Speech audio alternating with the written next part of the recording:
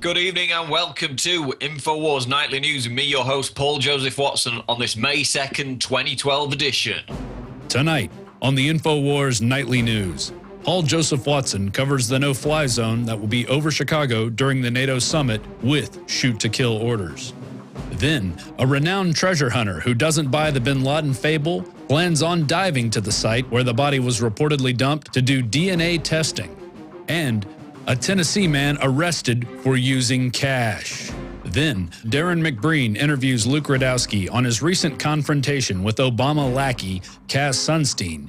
Darrin will also give us an update on the case involving Chicken Man Andrew Wirtis. It's all this and more on Infowars Nightly News. I take you now to London, England with Paul Joseph Watson.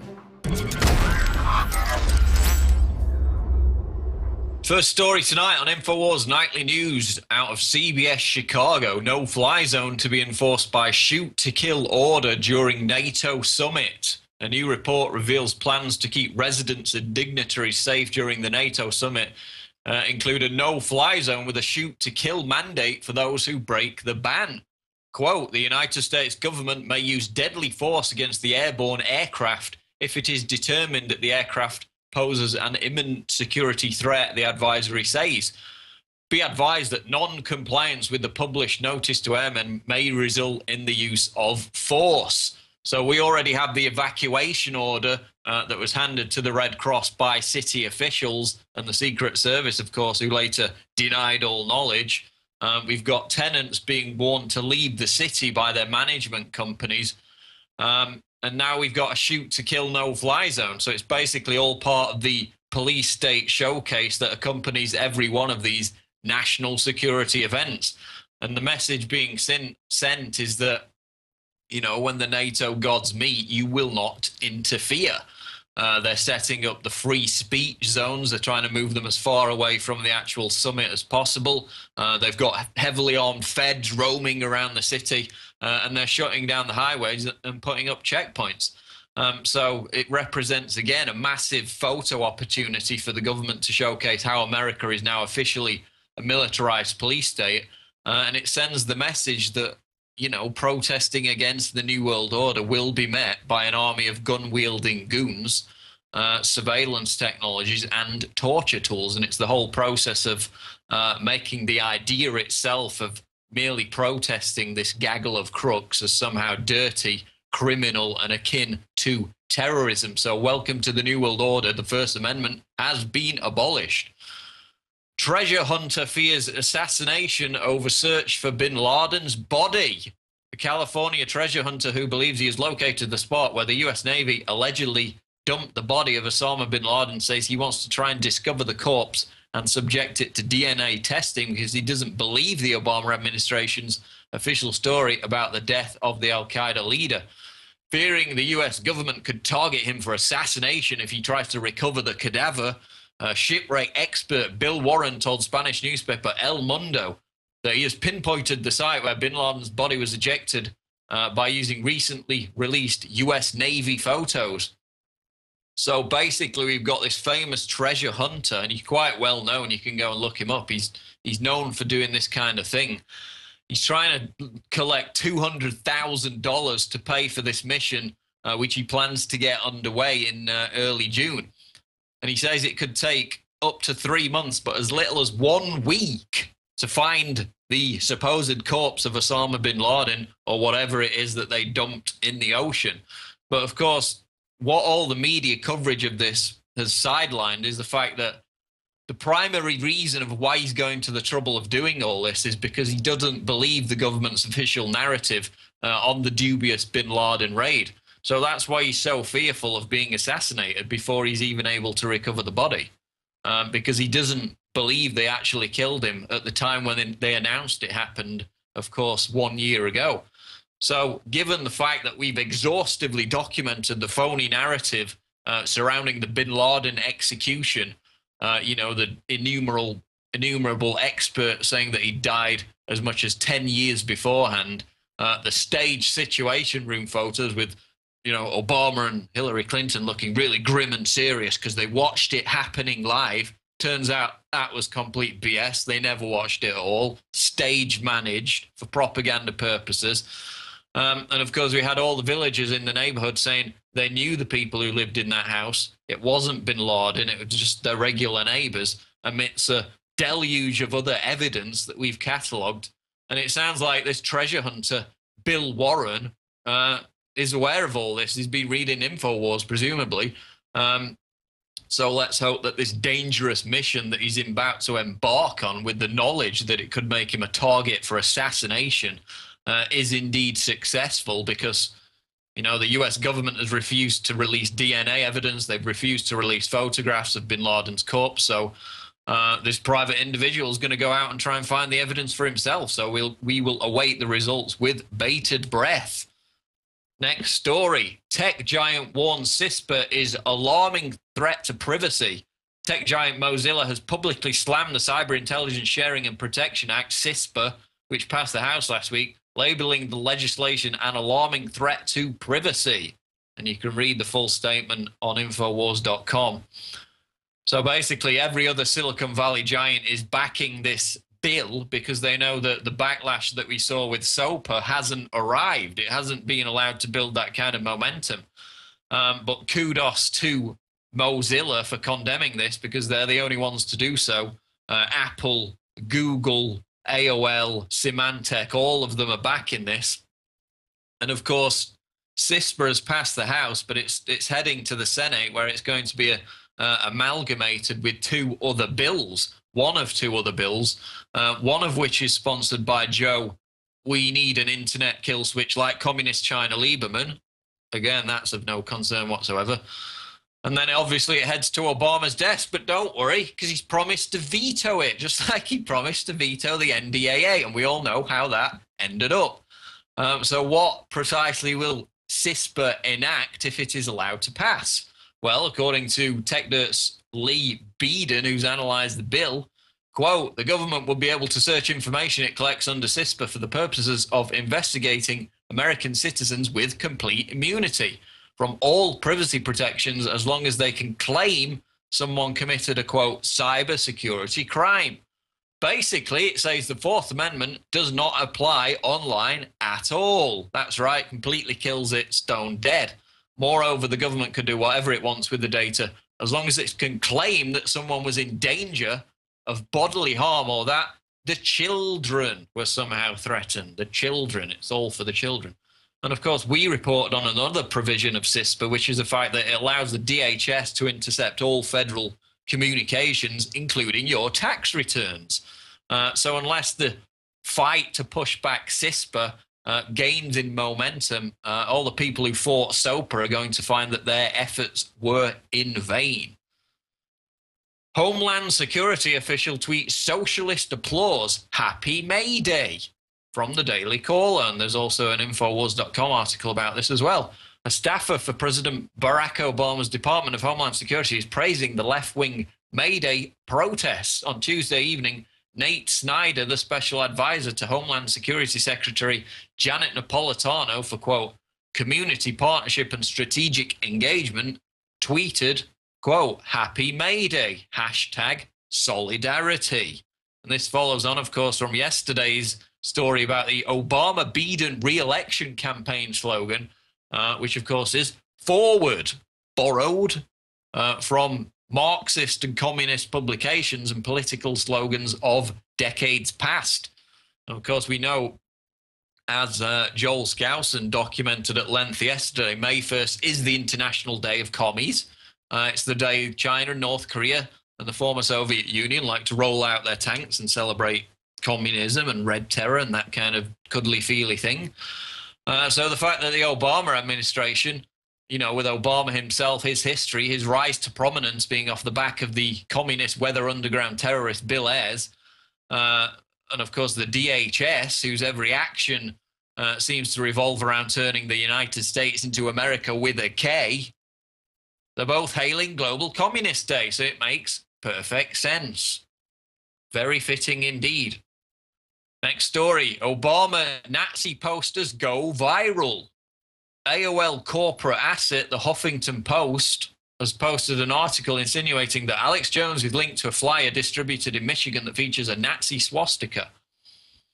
The flyer pairs an image of a swastika alongside a movie cover for the film The Obama Deception, a documentary. They put documentary in hyphen, like it's not a real documentary. It's only got tens of millions of views, but it's not a documentary because they, put a slight on it with little commas next to it. Documentary by renowned right-wing conspiracy theorist Alex Jones, the site reports. According to MLive, the flyer was placed on parking meters in downtown Grand Rapids. So, according to the left, characterizing Obama as a Nazi is certainly unfair. I mean, it is unfair in the sense that, they're not gassing people in death camps or anything. But the administration has certainly, they've exercised powers that the Nazis refused to even claim. When the Nazis executed people, at least they were forced to put on some kind of show trial. I'm talking about before the war, before they went through with it. Not the Obama administration. They claim, of course, the power to able to assassinate American citizens worldwide with no legal due process. That could be described as a Nazi-type power.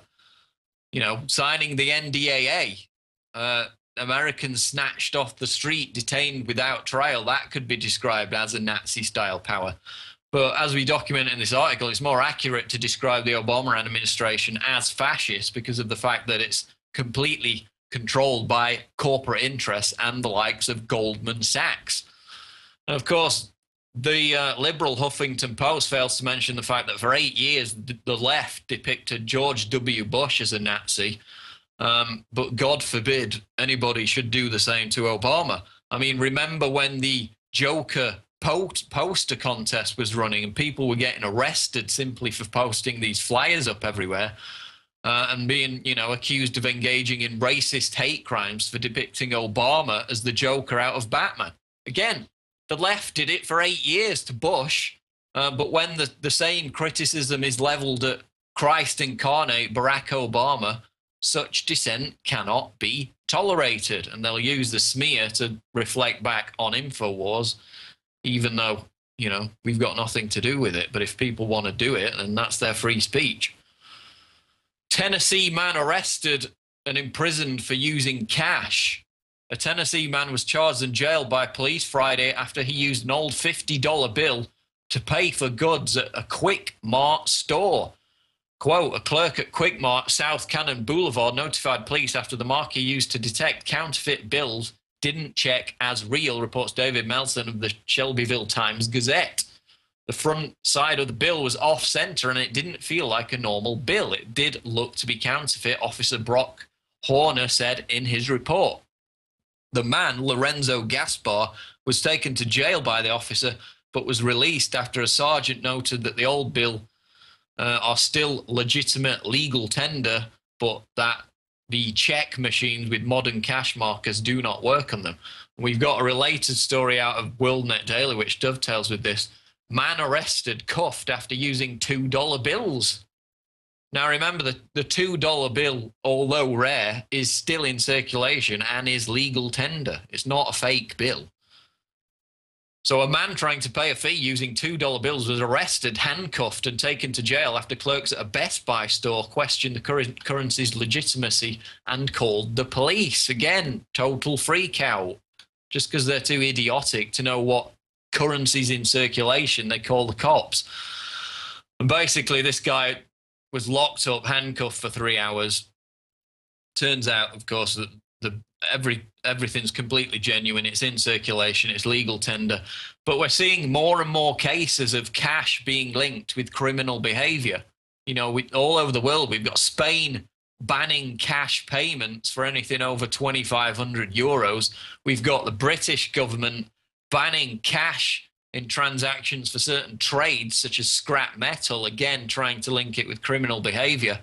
And it all greases the skids for the implementation of the cashless society, wherein the existence of any kind of black market or indeed any kind of privacy is rendered obsolete. And of course, that always leads to totalitarian top-down control of the economy. And that's how we end up with things like, the Global Food Council and the calorie credit card, where the government decides how many calories you're allowed to buy according to your food ration. I mean, that's ultimately where that level of control over the economy, the destruction of the black market ends up. It's all about control. So now we're going to go to our Man on the Street feature, which this evening is about the Ron Paul rally, which took place on April 26th in Austin, Texas. And again, it just exemplifies the massive crowds that he attracts, the real ideas that he injects into the body politic, and, of course, how he's garnering immense support from the US troops and the military community in general. So here's that Man on the Street report with Darrin McBreen. Everywhere we go, we see, Ron Paul bumper stickers, we see the T-shirts. He has a tremendous presence on the internet, yet Romney, I don't see Romney for president bumper stickers. I just don't see that same, presence and same enthusiasm for the other candidates. Yet Ron Paul's an underdog. Does that seem strange to you? Well, I think it's something that the Republican Party should look at because, what my grandfather's message is, people will get enthusiastic about it, and people aren't getting that enthusiastic about what Mitt Romney's saying. So, I think they need to look at that when they're trying to run against the Democrat for the presidency. They need a message that people get excited about if they want to win. Washington is always the last ones to wake up. Where I go, we get the large crowds, and they're very concerned, of course, about the attack on personal liberties. If you mention just the National Defense Authorization Act, most people know exactly what I'm talking about. So it's good to have you here. What made you a Ron Paul supporter? The thing that made me a Ron Paul supporter, I've actually been following him since 2007. I actually looked up all the presidential candidates back then to see what each and every one of them stands for. So I know what Ron Paul stands for. So everywhere Ron Paul goes, he's a rock star. He's filling up stadiums. But yet the mainstream media still treats him as an underdog. What do you think about that?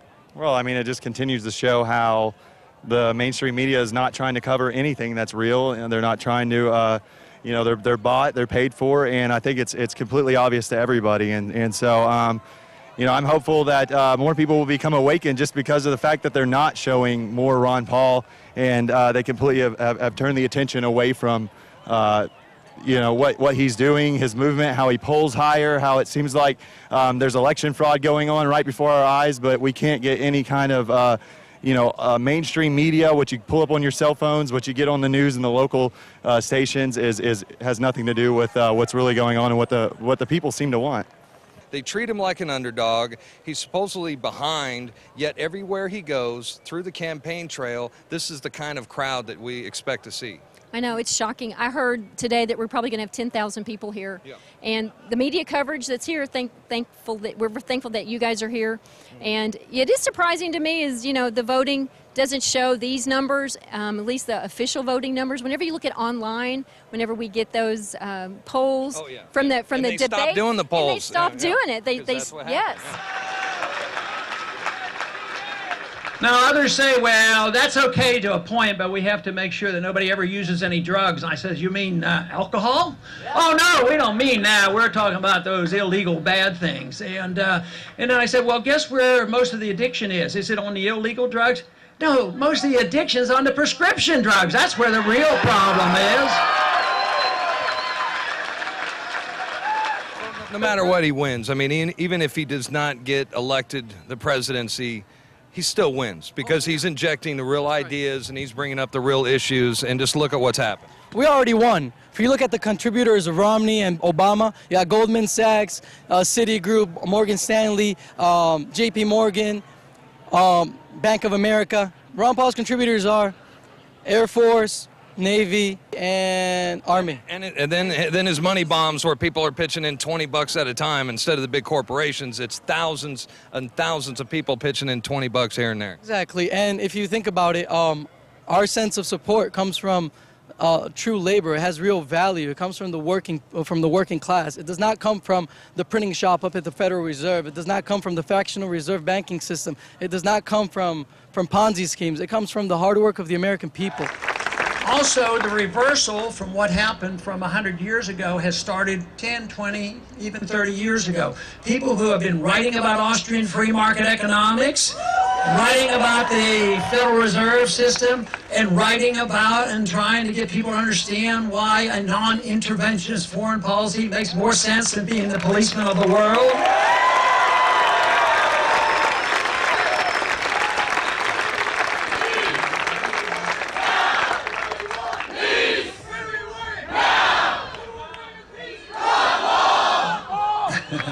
Thank you.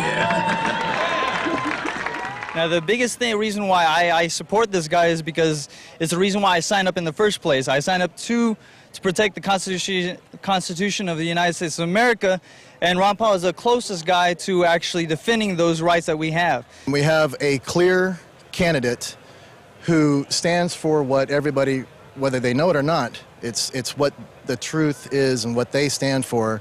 And more people are, with this awakening, are realizing that. They're self-awakening, and they're showing up in droves. We got probably 4,000 people here at this moment. It's not even ready yet. I even ask people questions like, why are you voting for Obama other than the color of his skin? Because that's the majority of people. The reason why they voted for him in the first place is because he was a black guy and everybody else was white. That's why I thought that I saw. But nobody knows, nobody does the research, nobody does the back searching. But the majority of us that go off to the war, who've actually gone off to war, we're pretty much sick and tired of the war. And all we do is we want to go home. We don't want any more deaths. We want to stay out of people's businesses, mind our own stuff. That's why I support it. We may have something happen. There may be a false flag incident where some ship goes down and you be used for the excuse to accelerate the next war. And we have to learn to distinguish war propaganda from the truth.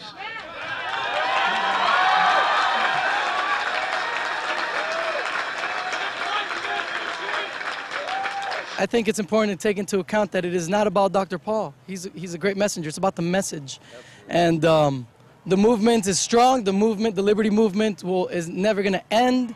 And we're just going to get bigger. And I think we're just waiting for that tipping point for the revolution, right, to begin. What would you say to the hardliners who say that Ron Paul is a pacifist because he's not such a warmonger? Well, I would say that you need to do your research more. Obviously, Ron Paul is for the people. You have to get a declaration from the Congress. He would go through the Congress, ask the Congress for approval for war if we decided that we wanted to go after somebody, and from that he would take his stance. But by no means is he an isolationism.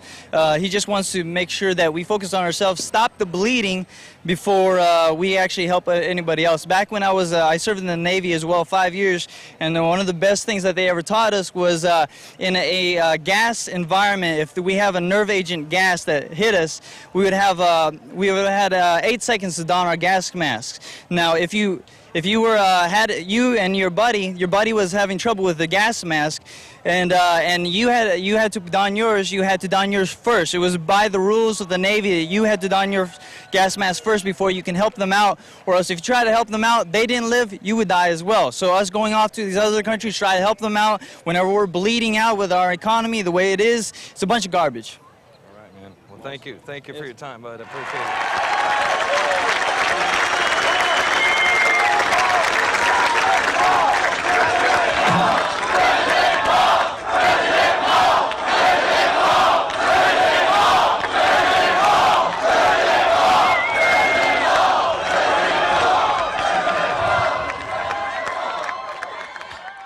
So there you have it, man on the street tracking the Ron Paul revolution.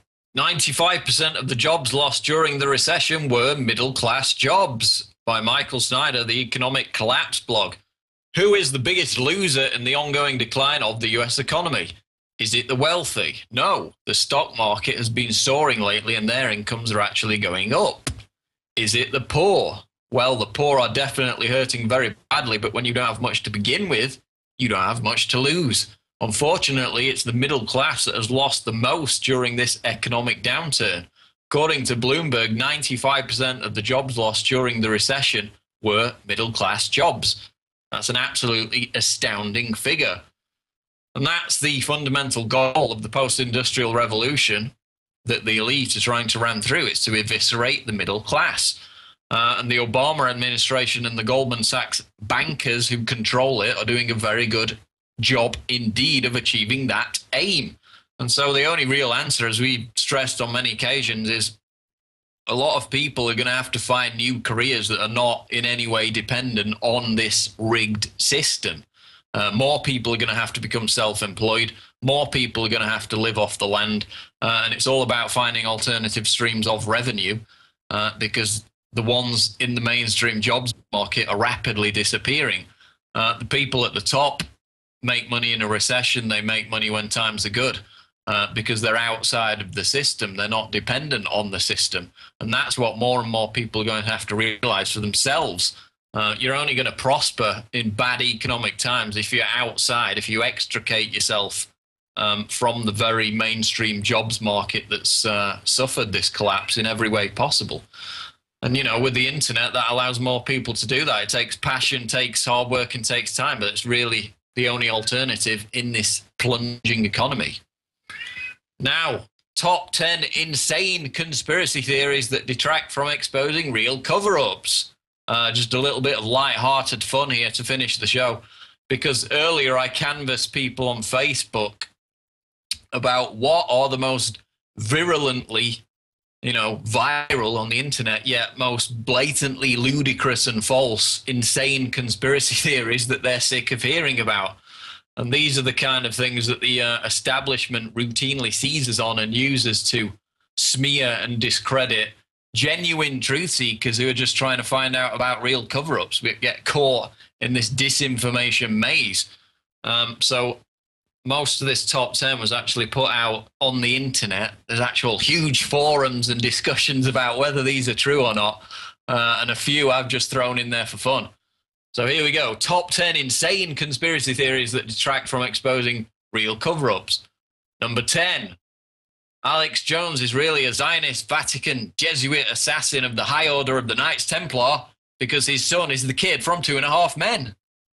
That's right. There's a whole forum thread where the evidence is dissected. The kid from 2.5 Men was born in Austin and has a face that looks a little bit like Alex Jones. I mean, what more proof do you need? The connections are there, and the proof that it is obviously his son also means that he's a Zionist, Vatican, Jesuit assassin of the High Order of the Knights Templar. The evidence speaks for itself. Number 9. Sources from inside the Kremlin routinely brief dubious internet bloggers about their top-secret agenda. We saw that recently with the Russian troops seizing Denver airport, again, completely made up. Number 8. Osama bin Laden and Barack Obama are the same person. And I actually found this out. I was searching for an image for the bin Laden story that we covered earlier and found that detailed analysis has been conducted with the different measurements between the nose and the eyes and all the facial structure. And it's conclusive. Apparently, you know, bin Laden, Barack Obama, same person. Number 7. Bill Hicks and Alex Jones are the same person. Again, apparently Hicks faked his own death. He never died of cancer. And he simply took on the new career, the new identity of Alex Jones. And we found out that people actually went and looked at libraries and family records bureaus. They actually spent time and energy lending this serious credence to find out if it was true. Of course, it's not, but a lot of people wasted a lot of time finding it out. 6. Chemtrails contain vitamin C and B17 to promote public health. That's right, the chemtrails, just like the vaccines, are nutritious. Number 5. Top 10 insane conspiracy theories that detract from real cover-ups. Tim Geithner, Bill Gates, and thousands of globalists have been arrested. Again. Number 4. Paul Joseph Watson is the love child of Queen Beatrix and Henry Kissinger and therefore an agent of the Vatican. Now listen, I've been very open about the fact that I'm a high priest, Vatican assassin warlock. Yes, I've been exposed. I admit to it. So that one's true. That's not insane. That's completely true. 3. The global intelligence outfit Stratfor was founded in Austin, Texas. that automatically must mean that Alex Jones is secretly working for Stratfor. That's right. That's the bombshell evidence. Of course, every other company that was founded in Texas, Alex Jones also works for. He's a very busy man. Number two, when Alex Jones was exposed as working secretly for Stratfor at the end of February, he had his secret Israeli Shin Bet assassins kill Andrew Breitbart to provide a distraction to the controversy. Oh, yes. Didn't know about that one, did you? When we were exposed as all working for Stratfor because they based in the same city, bombshell evidence, we actually had to hire our secret Israeli Shin Bet assassins to go and kill Breitbart. I mean, it's messy business, but we had to provide that distraction from the bombshell. And number one, top 10 insane conspiracy theories that detract from exposing real cover-ups. The most insanely implausible conspiracy theory of them all. It is the terrorists attacked us because they hate our freedom. So there you have it, the top 10 insane conspiracy theories that detract from exposing real cover-ups. Okay, we're going to go to break now, but coming up, Darrin McBreen interviews Luke Rudowski on his outstandingly successful confrontation with White House information czar, Mr. Sunlight being healthy for you is a conspiracy theory, Cass Sunstein. So be sure to stick around for that. Remember, we rely on your support if you're watching this on YouTube. We invite you to subscribe at prisonplanet.tv, where you will get this show live, the Alex Jones Show, live streaming video, years of archives, movies, documentaries, speeches, special events. It's all there at prisonplanet.tv, and your subscriptions help fund our entire operation. So stay tuned. We'll be back with that interview with Luke Rudowski straight after this break. Hello, and welcome to this very special edition of Infowars Nightly News. I'm your host, Fernando Caceres, bringing you the real news. Tonight's first story is headlined, "Turn in your bin Ladens. What if using cash becomes a crime?" Will the simple act of using cash to pay for things become a crime? Will it be labeled as suspected terrorist activity? Will cash be banned? We are being phased into a total cashless grid where payments and authorizations must be electronic. And the system has long been conditioning us to accept it and ditch black market paper notes. Black market paper notes is what they call them. Really what it is, it's money printed out of thin air from the Federal Reserve. They're trying to call it black market paper notes because they're saying that the only reason that we have cash, the only reason we have drug dealers is because of cash. So if we went to a cashless society, there'd be no drug dealers. When really all that is to get us closer to getting an RFID chip, the whole global agenda of being able to track and being able to know what everybody's doing at all times better than they already can. They want to perfect what Hitler did. They liked what Hitler did, but they say he tried to do it too fast. So now what they want to do is do the same thing over 50 to 100 years, and it's getting to the end of the end. They want to have their own IBM computer. They want to have their own punch cards, only it'll be called an RFID chip. Hi, this is Adam Heiferling reporting for Infowars.com and PrisonPlanet.tv. Located here in the heart of the New World Order capital, Denver, Colorado. This morning at City Park while walking my dog, I decided to bring my iPod to just in case there was something interesting to videotape. I knew they were doing the March of Dimes walk this morning, so I thought it would there might be something interesting going on, you never know, in the heart of the New World Order. And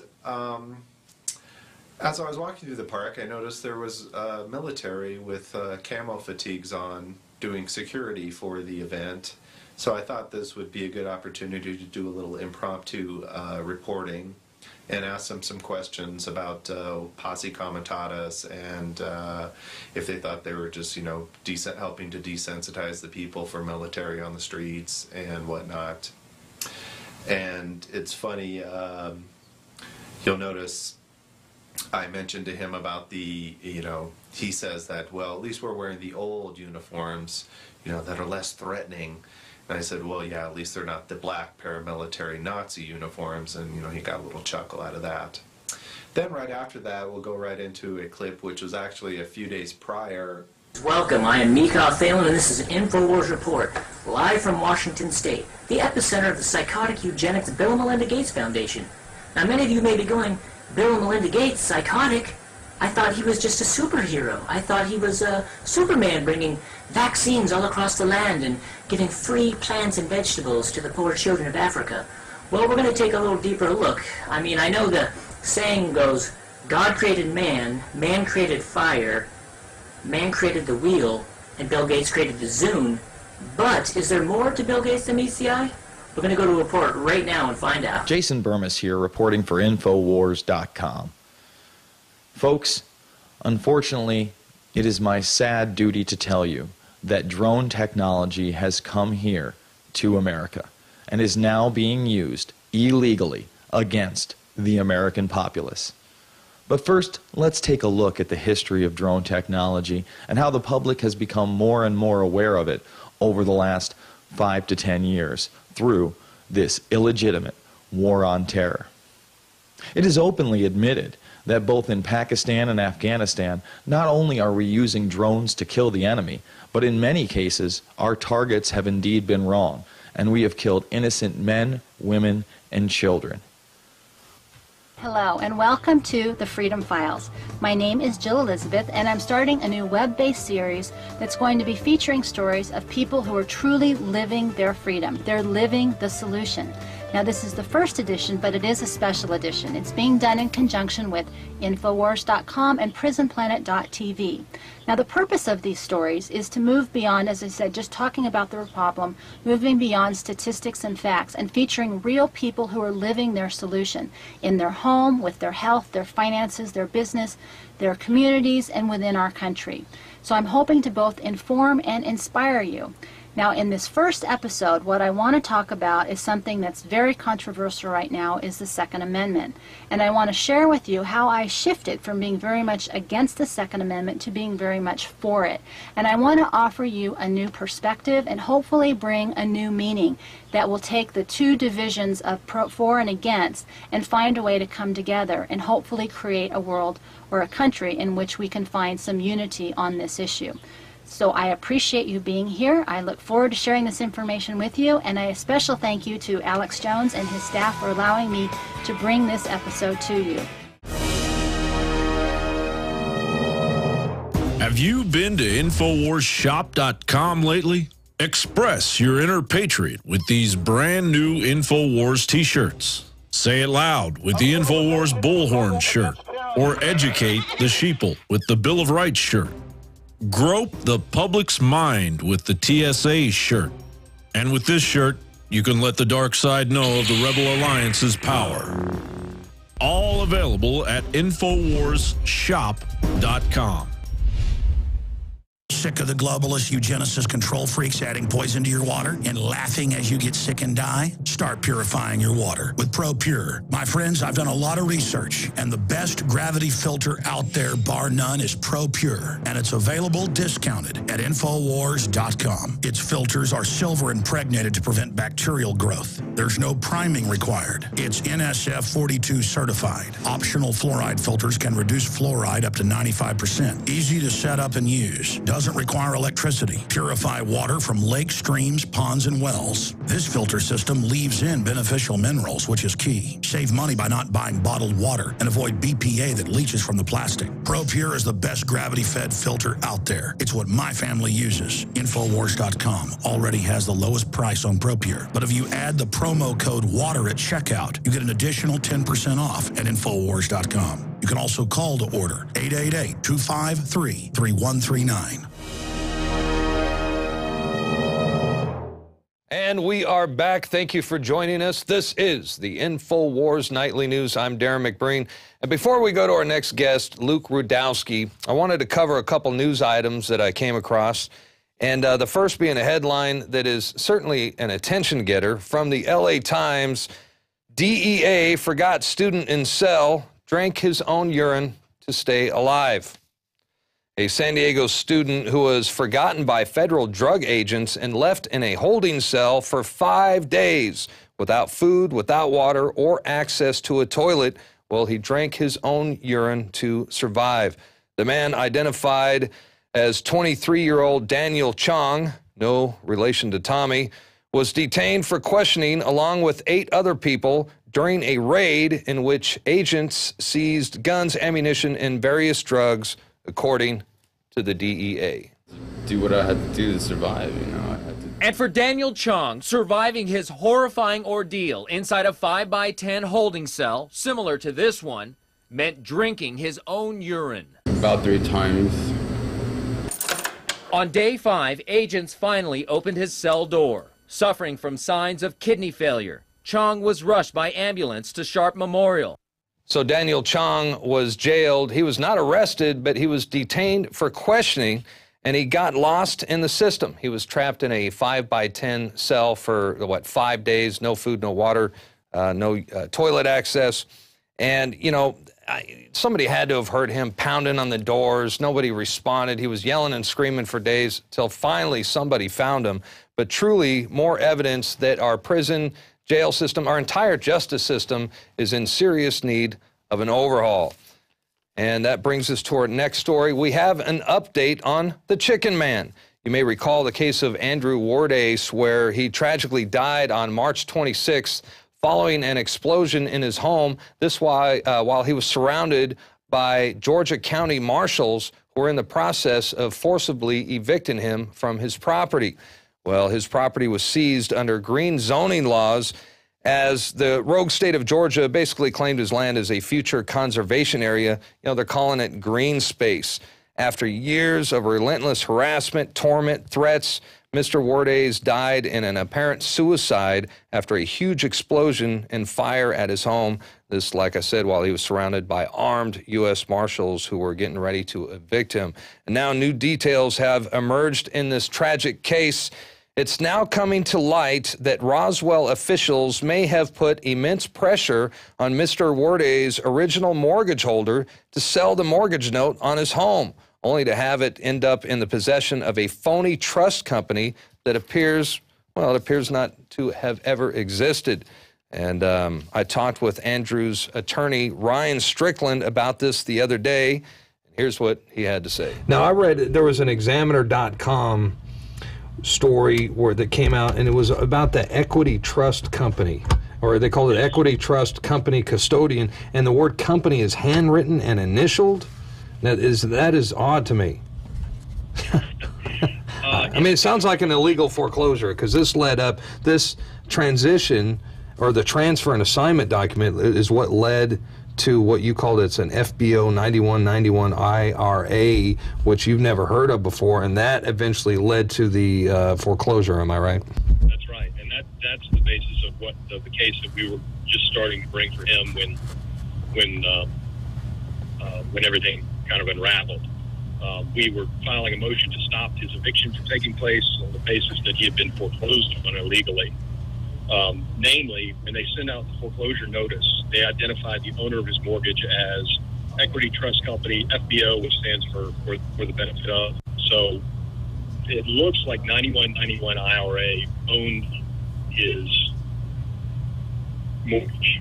But I know the document didn't have any address, name, telephone number. There's no contact information. And that's required by Georgia law, right? It is. Yeah. It absolutely is. So it turns out the entire eviction process was fraudulent to begin with, which is something that we speculated all along. That brings us to our quote of the day. This one is from H.L. Mencken. All government, of course, is against liberty. And speaking of governments against liberty, our next guest recently confronted President Obama's information czar, Cass Sunstein. This was during a rare public appearance at the New York University Law School. My name is Bill DeBerg from Brooklyn College, and I know you wrote many articles, but I think the most telling one about you is the 2008 one called Conspiracy Theories, where you openly advocated government agents infiltrate activist groups of 9/11 Truth and also stifle dissent online. I was wondering, why do you think it's the government's job, or why do you think the government should go after family members who have questions about 9/11, responders who are lied to about the air, survivors whose testimony commits, and also government whistleblowers that were gagged because they released information that contradicts the official story. Why do you think the government should do that? I think as Ricky said, I've written hundreds of articles, and I remember some and not others. That one I don't remember very well. I hope I didn't say that. But whatever was said in that article, my role in government is to oversee federal rulemaking in a way that is wholly disconnected from the vast majority of my academic writing, including that. So I know that. I'm just asking because you may be the next Supreme Court Justice, or probably going to, and you did write those things, and that's why I want to bring them up to you. So all I can say is there are a lot of things that I've written, I guess, and there are even more things I've said to have written. That, I may agree with some of the things I've written, but I'm not exactly sure. I focus on what my boss wants me to do. Cass Sunstein, before he joined the dark forces of the Obama administration. That's not a racial slur, folks. I was actually referencing Star Wars right there. But Sunstein wrote a couple of papers for the University of Chicago and Harvard where he called for a ban on conspiracy theories. Even went as far to say that legal action should be taken against anyone who created or started what he called dangerous conspiracy theories. The guy is a real piece of work. And now we're joined by Luke Rudowski from WEARECHANGE, who caught up with Sunstein and asked the questions that nobody in the mainstream is asking. You know, this is truly hardcore, balls-to-the-wall citizen journalism at its best, and certainly no stranger to confrontation. Please welcome to the show, Luke Rudowski. Luke, how you doing today? Hey, thanks, Darren. Thank you so much for having me on. I'm doing great, really tired, really busting my hump over here. There's always so much to do in this info war. Well, I was thinking, should I call you Luke or should I call you Bill DeBerg? Whichever one you prefer. I like the way you started that, but now Cass wrote a paper, when we're talking about his paper called Conspiracy Theorist, calling for governments to infiltrate extremist groups. Does that mean Infowars.com? Does that mean WEARECHANGE? I mean, are you an extremist? I mean, he pretty much wrote the whole blueprint for agent provocateurs, how government agents should go on chat rooms to stifle dissent and to pretty much fight the info war and to troll a lot of people who are bringing out ideas which, of course, Sunstein deems dangerous. I mean, he went as far as to saying that government agents should infiltrate real-life groups, real-life activist organizations, and it doesn't even stop there. I mean, he even proposed attacks on ideas, attacks on, posting things online if you're posting conspiracy theories, or even eliminating conspiracy theorists totally from the internet. Now, I hate that term, conspiracy theorists. We're not theorists. We're here representing family members who have questions, survivors who survived 9/11 and their testimony conflicts with the official story, first responders who were lied, and of course, whistleblowers who were gagged by exposing information that conflicts with the official version of 9/11. I mean, 9/11 truth is so important to what we're facing today on this war on terror, on this war on the American people. It's why we have the TSA putting their hands down everybody's pants. It's why we have this massive police state, the Patriot Act, and all these draconian laws coming into place right now in America. And the key to getting rid of that is exposing 9/11 for what it really was. Well, and these are the questions everybody should be asking. And like I said at the beginning, nobody in the mainstream seems to have the guts to go out and do what you're doing. This is truly a patriot citizen journalism at its best. And, he's attempting to block or ban the Second Amendment as far as I'm concerned right here. And no big surprise that he's in the lineup for, he could be a future appointee to the Supreme Court. Of course, and it even goes further. There are so many questions I could have cornered Sunstein on. I mean, he even is known for saying that people are stupid. When we find out they have a little Homer Simpson in them, they could be easily manipulated. That's a quote from Cass Sunstein. There's so many different things. He holds a high position in Obama's office. He's his favorite to be a Supreme Court justice, and he needs to be grilled. He needs to be asked these questions before he comes into more power. And, we have to face the music here. I mean, the prostitutes, the whole respondents, the mainstream corporate media will not ask these questions, and we can't expect somebody else to do that. And I realize that, and we have to understand that the only person who's going to stand up, the only person who's going to ask these questions is you, is the person listening right now. We all have the power. We all have the authority within us to, just smarten up, go out there, find out what these guys are at, and to ask them real legitimate questions, because the mainstream media will not do it.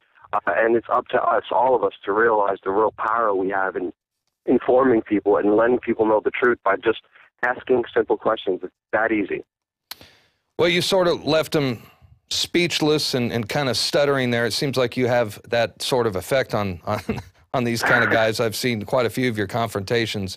I think my favorite part in the video is how you were persistent. You didn't give up.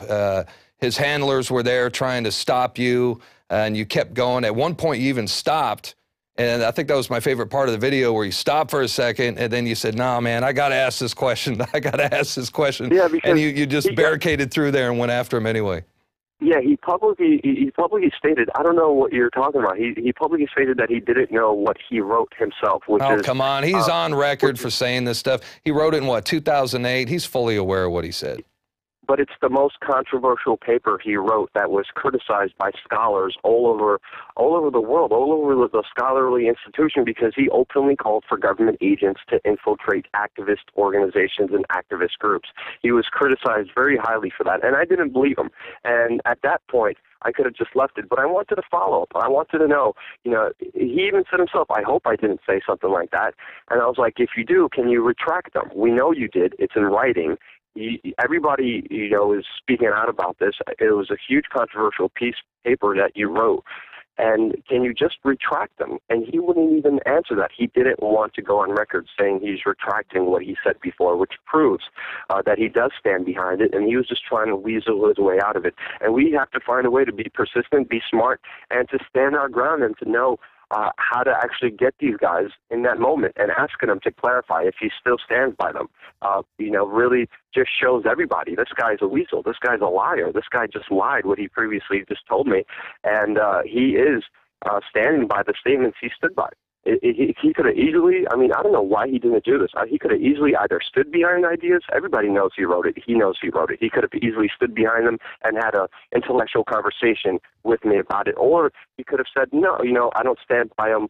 I retract whatever is written previously before. I don't know why he didn't do that. And I don't know, these guys are just implicating themselves and making themselves look guilty. This is like shooting fish in a barrel. It's easy. And I encourage everybody to go out there and to question these guys. You have no idea what amazing feelings, what amazing moments come out from just talking to somebody, communicating with somebody. It's just such a thrill, and I encourage everybody to participate and to take part in our life, in our world, in our info war, as you call it, and to get involved, get out there, and ask real questions. Well, we need like 100,000 more people like you, 100,000 Paul Reveres, if you will, that go out there and ask these questions that nobody else is asking. Our future, America's future is in the balance.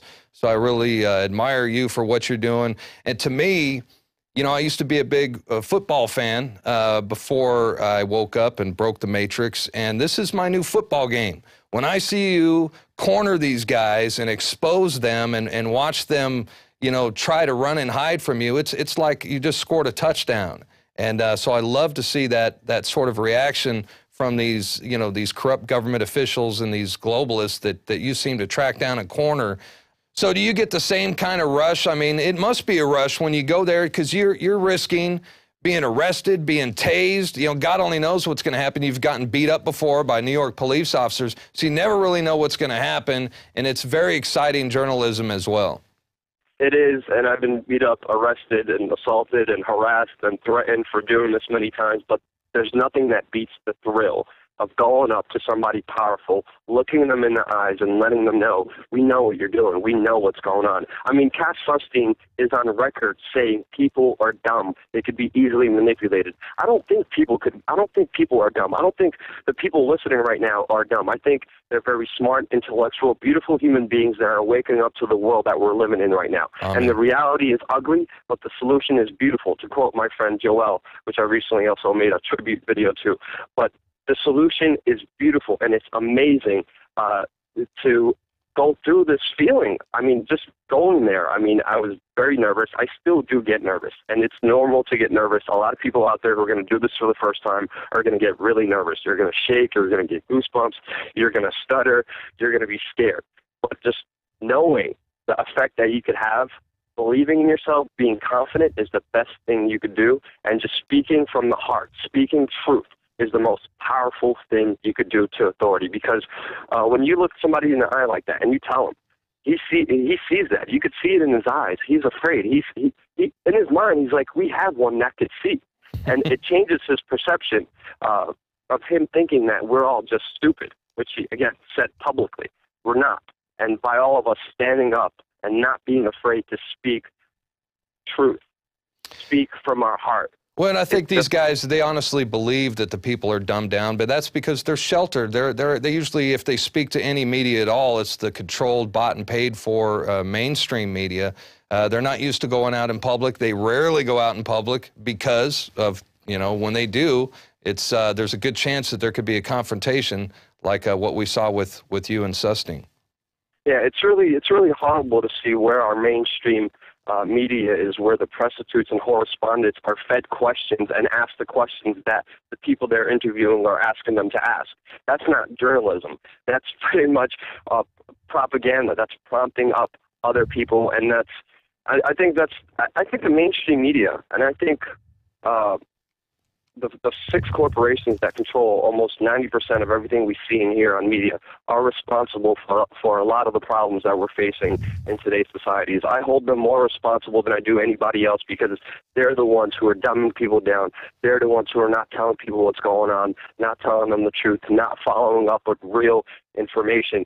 And the only way to do it is to be truly independent. We have no corporations running us. We have nobody telling us what to do. We have no bosses. We have nothing but you listening right now, supporting us. That's the only thing keeping us going right now, is the people listening in right now. And it's the only way to do it.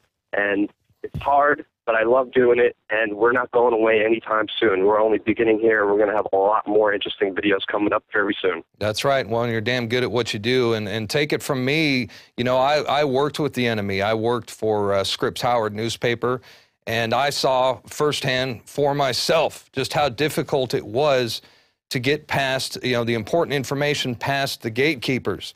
I even read, the news once a day on the radio, and they would try to get me to announce, where people could take their children to go get the H1N1 flu shots, for example. And so we had confrontations like that where I refused. I'm not going to go on the radio and tell people how to get these injections. So I definitely know that they are corrupt, and that independent media is a must. Independent journalism is a must. What's next on your agenda? Or let me ask you this. What is on the forefront right now? What do you think is the most important issue that we're facing right now? And how do you warn others about our State of the Union, those who have broken the matrix? What can you get them to tell others out there to warn people? I think the most important thing that is troublesome today, and the most important thing that we should concentrate on, is getting rid of the fear. I think if we get rid of the fear and the paranoia and the hatred, and if you get rid of that, I think a lot of more beautiful things will happen. And the way you do that is just by standing up for what you believe in, speaking from the heart, and being able to be yourself and not being afraid to just be the human being that you are and not conform, and be able to speak out and be able to talk out. Our words, our thoughts have a lot of power, have a lot of energy, and we need to utilize that in a positive way, in a positive method that helps promote love and compassion and being there for each other and standing up with each other and building communities and building organizations together to resist the tyranny that we're facing today. But that starts with you losing your fear and believing in yourself, and that's what I've been calling for day one. We have to be the change we want to see in this world. Nobody else will do it. We can complain about the mainstream media not doing it all day, but instead of complaining, I'd rather go out there and do their job for them and make them irrelevant. That is my main duty. That's what I want to do in life. I want to make sure the mainstream media becomes irrelevant by doing their job better than they ever will, and by asking the questions that they never will. And if we all just make a stand, if we all stand up, it's going to be a beautiful thing. But it takes you listening right now to actually do that. And again, we're not going away anywhere. We got there's a great awakening happening right now, and I think, you know, as time goes on, more and more people are going to wake up. Tell us about We Are Change New York. What's the latest that's going on there? Yeah, we just released 4 new videos from May Day yesterday with Tom Morello, Immortal Technique, Max Kaiser. We have videos of police brutally attacking protesters in New York City yesterday, leaving some people bloody. And we're doing live video reports almost a couple days a week now. And you could find those by going on my Twitter. If you go to twitter.com/LukeWeAreChange, LukeWeAreChange on Twitter, you could see the instant moment that I'm going live, and you could live through the moments that I'm going through. You could see exactly what's happening live, unedited, and I think that's where new citizen journalism is heading, is showing people exactly what's happening unedited at demonstration, at press conferences. We're going to start doing those a lot more, so definitely tune in, watch, participate, get involved, support us as much as you can, but most importantly, the best thing you could do is going out there and doing it yourself. We Are Change is an idea. We Are Change is not an organization. It's not a group. It's an idea that we take upon ourselves to change the world for the better. Well, and I couldn't agree with you more, and that's something that, of course, we're doing here as well, a lot of live events, and it looks like we'll be joining you at Bilderberg here the next few weeks. Looking forward to that. You know, and I think we should have you on the show again sometime. I'd like to cover like your top 5 confrontations and kind of just break each of those down. I think it's a very effective tool to show how these, you know, government officials, the elitists, how they run and hide, and when they are truly exposed, it kind of shows everyone exactly what's going on here. So I think your videos are an important tool, so it'd be good to have you back. I'm sorry, go ahead.